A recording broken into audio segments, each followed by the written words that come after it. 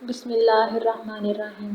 السلام علیکم۔ ناول اور ہم کے پیارے سے ناظرین کو ہم اپنے چینل پر خوش آمدید کہتے ہیں۔ ہم امید کرتے ہیں کہ آپ خیریت سے ہوں گے۔ وہ پریا کا نام ہرگز خراب نہیں ہونے دے سکتا تھا۔ وہ اس کے لیے کتنی اہم تھی یہ صرف وہی جانتا تھا، اور جتنی وہ اس کے لیے اہم تھی اس سے کہیں زیادہ اس کی عزت اس کے لیے معنی رکھتی تھی۔ اگر وہ اپنی محبت کو عزت ہی نہ دے سکا تو بھلا محبت کا کیا فائدہ؟ دامیش آفس جا چکا تھا، جبکہ اسے یاد تھا کہ اسے دادی کے ساتھ ایک بہت اہم چیک اپ کے لیے ہسپتال جانا تھا۔ آج دادی کا چیک اپ بہت ضروری تھا۔ رضوان بھی جاتے جاتے یہ بات اسے بھی یاد دلا گیا تھا۔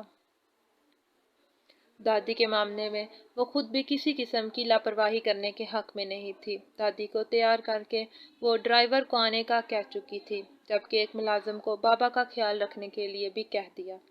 بابا کا کیا ہی خیال رکھنا تھا، بس صرف 2 یا 3 بار جا کر بابا کو دیکھنا کہ کسی چیز کی ضرورت تو نہیں، اور اس گھر کے نوکر اس کے لیے اتنا تو کر ہی سکتے تھے۔ گھر کے تمام ملازمین کی بہت عزت کرتے تھے اور اسے بہت اہمیت بھی دیتے تھے۔ جب سے وہ انیکسی میں آ کر رہنے لگی تھی تب سے اکثر اس کے گھر میں آتے جاتے تھے۔ ناصر صاحب بہت اچھی نیچر کے مالک تھے اور وہ خود بھی ناصر صاحب سے کافی گل مل گئے تھے۔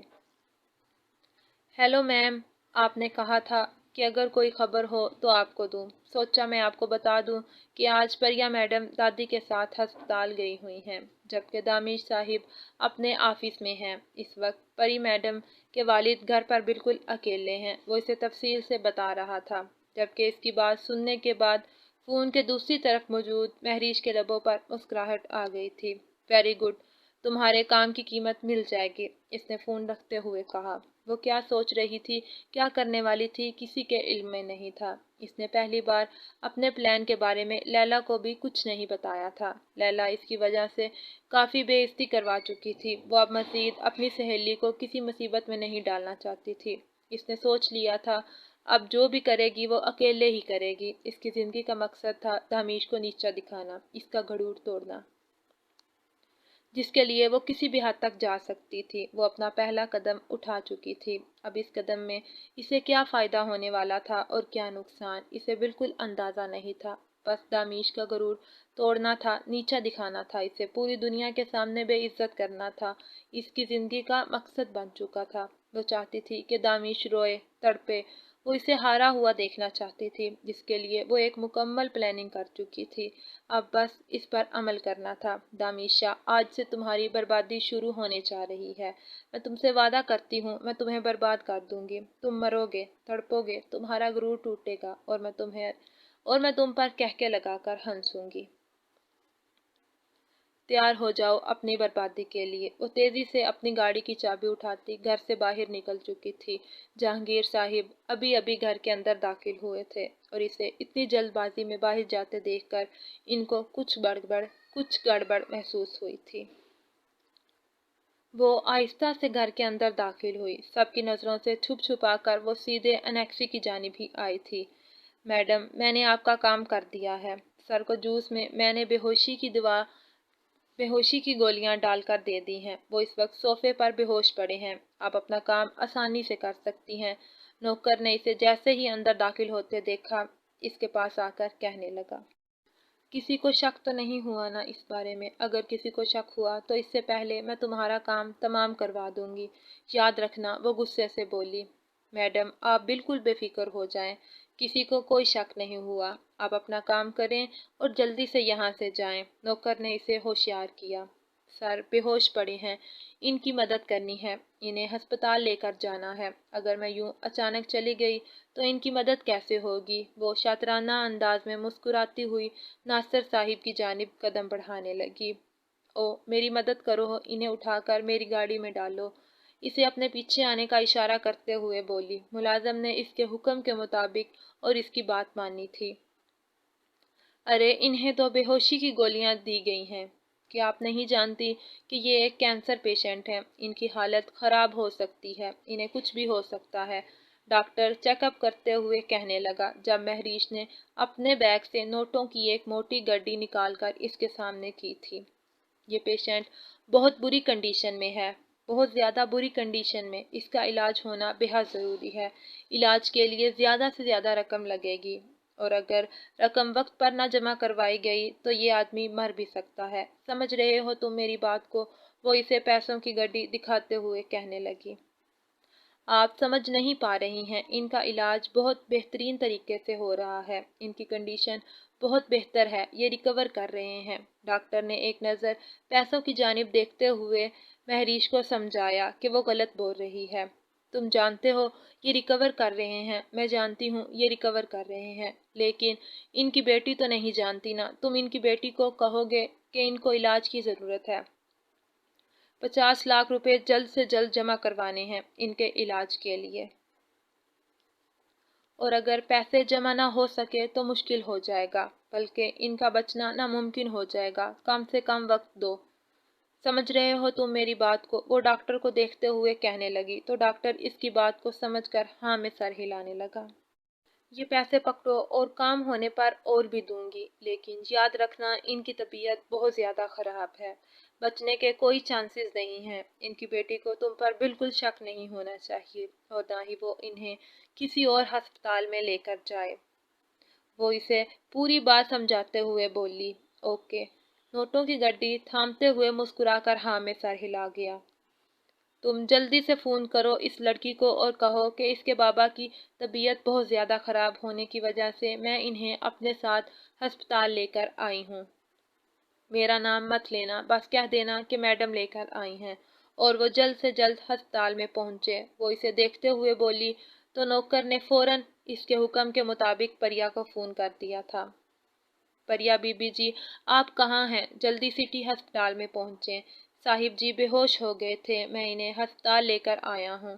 وہ تو شکر ہے کہ میڈم نے میری مدد کی، آپ جلدی سے ہسپتال پہنچیں، صاحب کی طبیعت بالکل ٹھیک نہیں ہے۔ نوکر نے اسے فون کرتے ہوئے بکھلائے ہوئے انداز میں کہا۔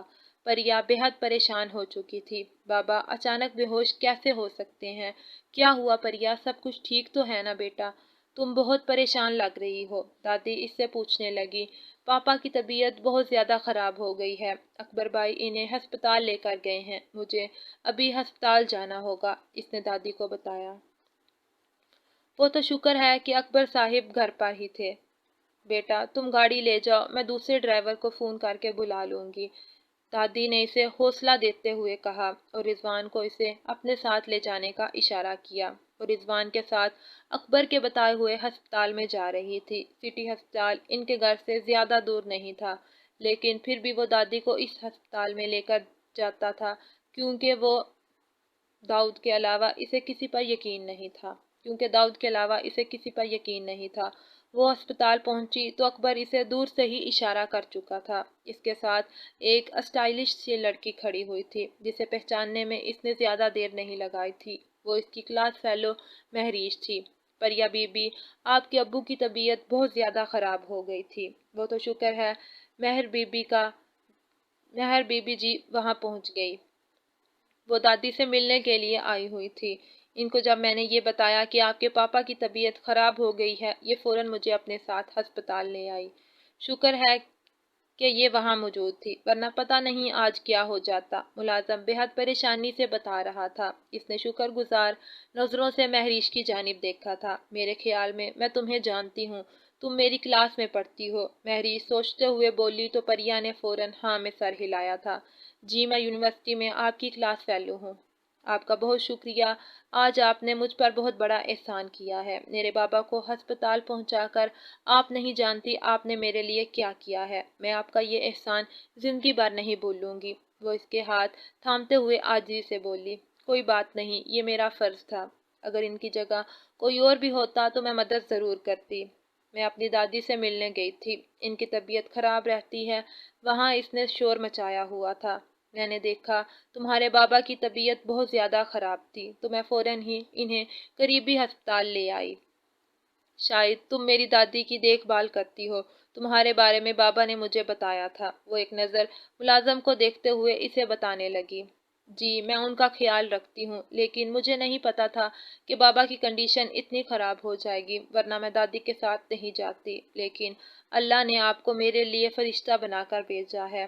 میں آپ کی بہت شکر گزار ہوں، آپ کا بہت بہت شکریہ۔ آپ نہیں جانتی کہ آپ نے مجھ پر کتنا بڑا احسان کیا ہے۔ وہ سچ میں اس کی بے حد شکر گزار تھی۔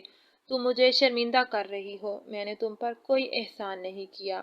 خیر، تم جاؤ اپنے بابا کے پاس۔ مہر نے اس کا دھیان ڈاکٹر کی جانب دلایا تو وہ فوراً ہاں میں سر ہلاتی ڈاکٹر کے کیبن کی جانب چلی گئی تھی، اور باقی کا کام ڈاکٹر نے کرنا تھا، اور ڈاکٹر نے بھی وہی کہنا تھا جو وہ کہہ چکی تھی۔ آئے مس، بیٹھے، آپ کے لیے ایک بہت ہی بری خبر ہے۔ آپ کے بابا کی ہیلتھ کنڈیشن بہت زیادہ خراب ہو چکی ہے، انہیں ابھی علاج کی ضرورت ہے۔ آپ کو اپنے والد کے علاج کے لیے ابھی سے ہی کوشش جاری کر دینی چاہیے۔ ان کے علاج میں تقریباً 70 لاکھ روپے کا خرچہ ہوگا۔ آپ یہ اماؤنٹ 10 دن کے اندر ہی جمع کروائیں تاکہ آپ کے بابا کی جان بچائی جا سکے۔ ان کی طبیعت اس حد تک خراب ہے کہ ان کا علاج نہ کروایا تو ان کی جان بھی جا سکتی ہے۔ ڈاکٹر نے اسے تفصیل سے بتایا۔ وہ بے حد پریشان ہو چکی تھی۔ 70 لاکھ روپے اتنی چھوٹی اماؤنٹ تو ہرگز نہیں تھی کہ وہ فوری طور پر ان پیسوں کا انتظام کر پاتی۔ ڈاکٹر، میں اتنی جلدی پیسے کیسے کروں گی؟ یہ میرے لیے بہت زیادہ ہے، اور مجھے بابا کے علاوہ اور کوئی نہیں ہے، اور میرے بابا کے علاوہ اور کوئی نہیں ہے۔ پلیز، کیا آپ مجھے کچھ وقت دے سکتے ہیں؟ پریشانی سے اس کی آنکھوں میں آنسو آنے لگے تھے۔ اسے کچھ سمجھ نہیں آ رہا تھا کہ وہ کیا کرے۔ آپ کے پاس 10 دن کا وقت ہے۔ آپ کو 10 دن کے اندر اندر ہی ان پیسوں کا انتظام کرنا ہوگا، اور اگر آپ ایسا نہیں کر سکتی تو آپ کے لیے مشکلات میں مزید اضافہ ہوگا۔ ڈاکٹر نے اس سے آخری امید بھی چھین لی تھی۔ ڈاکٹر، میں اتنی جلدی اتنے سارے پیسوں کا انتظام کبھی نہیں کر سکوں گی۔ میرے لیے بہت زیادہ مشکل ہے، اور دن بہت کم ہیں۔ وہ پریشانی سے اسے دیکھتے ہوئے بولی۔ اسے یقین تھا کوئی نہ کوئی طریقہ ضرور نکل آئے گا، شاید ڈاکٹر کے پاس کوئی امید ہو۔ دیکھیں مس، میں آپ سے جھوٹ نہیں کہوں گا، اگر آج مس مہریش انہیں وقت پر ہسپتال نہ لاتی تو ان کی جان بھی جا سکتی تھی۔ آپ کو ان کا شکر گزار ہونا چاہیے۔ انہوں نے جانے سے پہلے ابھی آپ کی اماؤنٹ ادا کر دی، ورنہ اس وقت بھی شاید آپ کے پاس 30,000 روپے ہرگز نہیں ہوتے۔ اپنے بابا کی زندگی بچانا چاہتی ہیں تو جلد سے جلد پیسوں کا انتظام کرنے، ورنہ ہم بھی کچھ نہیں کر سکیں گے۔ بابا کے علاج کے لیے 70 لاکھ روپے کی ضرورت ہے۔ میں اتنے پیسے کہاں سے لاؤں گی، وہ بھی اتنی جلدی؟ یہ تو ممکن ہی نہیں ہے۔ کیا میں دادی سے اس بارے میں بات کروں؟ اس نے پریشانی سے سوچا۔ نہیں، یہ رقم بہت زیادہ ہے، دادی رقم کہاں سے دیں گی؟ اور ویسے بھی ان کا پوتا مجھے ہرگز پسند نہیں کرتا۔ دادی کی شفقت اپنی جگہ، لیکن میں ان سے اتنے سارے پیسے نہیں مانگ سکتی، اور نہ ہی اتنے سارے پیسے مجھے آسانی سے مل سکتے ہیں، اور اگر بابا کے علاج کے لیے پیسے نہ ہو سکے تو بابا کا علاج نہیں ہوگا۔ میں کیا کروں، کہاں سے لاؤں اتنے پیسے؟ وہ بے حد پریشانی سے وہیں بیٹھی سوچے جا رہی تھی جب اچانک مہریش اس کے پاس آ گئی تھی۔ اگر میں تمہیں 70 لاکھ روپے دے دوں تو کیا تم اپنے بابا کا علاج کرواؤ گی؟ وہ اسے دیکھتے ہوئے سوال کر رہی تھی۔ اس کی آنکھوں کی حیرانگی اسے مزے دے رہی تھی۔ مطلب، میں تمہیں روپے دوں گی، ان 70 لاکھ سے تمہارے بابا کا علاج ہوگا۔ ان 70 لاکھ سے تمہارے بابا کا علاج ہو جائے گا، اور اس کے بدلے میں تم میرا ایک کام کر دینا۔ میرا کام ہو جائے گا اور تمہیں تمہارے بابا کے علاج کے لیے پیسے مل جائیں گے۔ اب یہ تمہارے ہاتھوں میں ہے کہ تمہیں اپنے بابا کا علاج کروانا ہے یا نہیں۔ چہرے پر مسکراہٹ لیے وہ اسے پتہ نہیں کون سی راہ دکھا رہی تھی۔ آپ مجھے 70 لاکھ روپے کیوں دیں گی؟ مجھے پیسے دینے سے آپ کو بھلا کیا فائدہ ہوگا؟ وہ سوجی سرخ آنکھوں سے اسے دیکھتے ہوئے پوچھنے لگی۔ اس کے سامنے کھڑی لڑکی آج اس کے لیے مصیبہ ثابت ہوئی تھی۔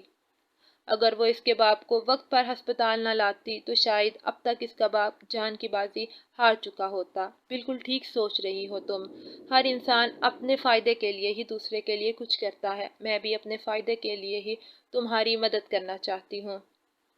تمہارے بابا کا آپریشن 1 مہینے کے اندر ہونا ہے۔ اگلے مہینے کی 18 تاریخ کو اگر تمہارے بابا کو آپریشن نہ ہوا تو ان کی جان جا سکتی ہے۔ مجھے یقین ہے تم اپنے بابا کو بچانے کے لیے میرا کام ضرور کرو گی، اور اس کام کے بدلے میں تمہارے بابا کی جان کی قیمت ادا کروں گی۔ لیکن میں تمہیں یہ بھی بتا دوں کہ اس وقت بھی تمہارے بابا کو ٹریٹمنٹ کی ضرورت ہے۔ انہیں 1 مہینہ اسی ہسپتال میں رہنا ہوگا، جس کی قیمت میں ادا کروں گی۔ اب آگے تمہاری مرضی۔ اب تک کے لیے اتنا ہی۔ اگر آپ کو ہماری یہ ویڈیو اچھی لگی ہو تو ویڈیو کو لائک کریں، کمنٹ کریں، چینل کو سبسکرائب کریں اور ویڈیو کو اپنے دوستوں کے ساتھ شیئر کرنا مت بھولیے گا۔ ملتے ہیں اگلی ویڈیو میں ایک نئے ایپیسوڈ کے ساتھ۔ تب تک اپنا بہت سا خیال رکھیے گا اور ہماری ٹیم کو دعا میں ہمیشہ یاد رکھیے گا۔ اللہ حافظ۔